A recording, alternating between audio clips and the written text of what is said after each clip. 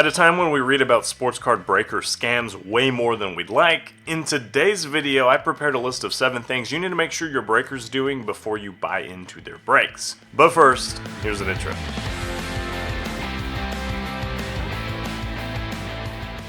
This all started because Cardlines is making breaks now, and when we were laying out the breaks, we wanted to make sure that we were following best practices, and to follow best practices, you have to identify them. There's not a lot of literature out there about this, so I decided that we'd put together a piece that's like, here are things that we should look for in a good breaker. Alright, without further ado, here's my list of 7 things that all breakers should do to earn your trust. And I don't want to sound like you should be distrustful of everybody, but when you're paying somebody to open cards, especially high-end cards, on your behalf and send them to you, they need to earn your trust, and these are all good ways to do so.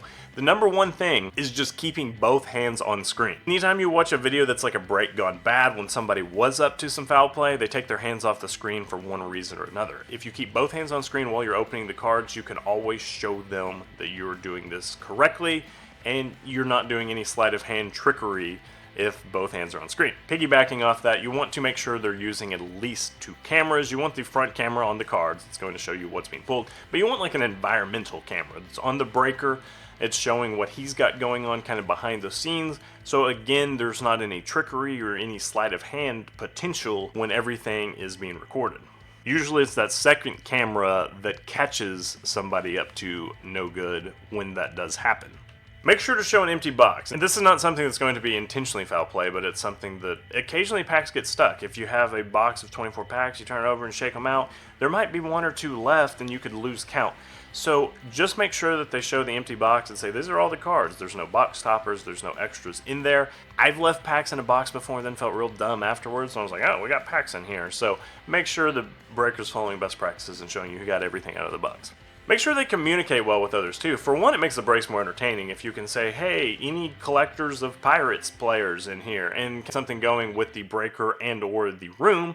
But it also helps if you can say, hey, can you zoom in and show me all those corners on this really nice card you just pulled? Because I thought one of these corners was soft and I want to make sure it came out of the pack like that instead of you guys doing that to my card. When you have a dialogue with the breaker, it makes everything a lot better. Typically, if you're buying a toaster on Amazon, one of the things you're going to do is look for something with a lot of reviews and a lot of good reviews. Same thing should be with breakers. They're not all going to have like posted review where you're on 4.7 stars, but what you can do is most of them have a YouTube or Facebook community. Interact with the community and see what people say.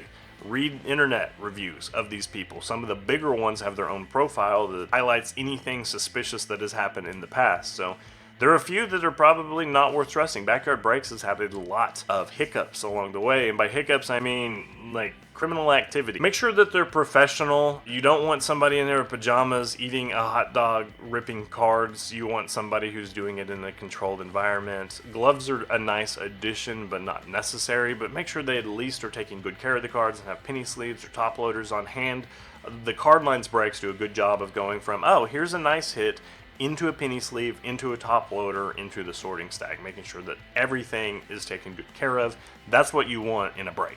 And then finally, good pacing. There are occasionally breakers that act like you just really want to spend 3.5 hours of your afternoon with them, and that's kind of crazy to me. So even when you're doing a rip that's a lot of cards, like say a case of Topps Jumbo, it's going to take a long time, but make sure they do the basic best practices of ripping all the cards, or opening all the boxes, ripping all the packs, getting stacks of cards, and then thumbing through those. That's going to keep you from not spending like half your afternoon on a sports card break. Good pacing can make a good difference. Of course, I'm a little bit biased here, but Cardlines.com is doing a fantastic job of breaks, particularly in the baseball space. We have this website. This page is Cardlines.com/breaks. You just click on eBay and you bid on your favorite teams. So you find the product you're looking for, you bid on whatever team you want. It's all pick your own team, and then you watch the breaks live streamed on our YouTube. If you're watching this video, you've clearly found our YouTube, so just hit the subscribe button and you won't miss any of the breaks either. And we post a schedule in advance so you know what's coming down the pipe, along with previous breaks, a list of all breaks that we've done, some FAQs, and even a note from Jeff, who is one of the coolest men in America. He has the best sports card breaker energy I've encountered. So don't miss out Cardlines breaks. I put a link below to join in. See you next video. Thanks for watching.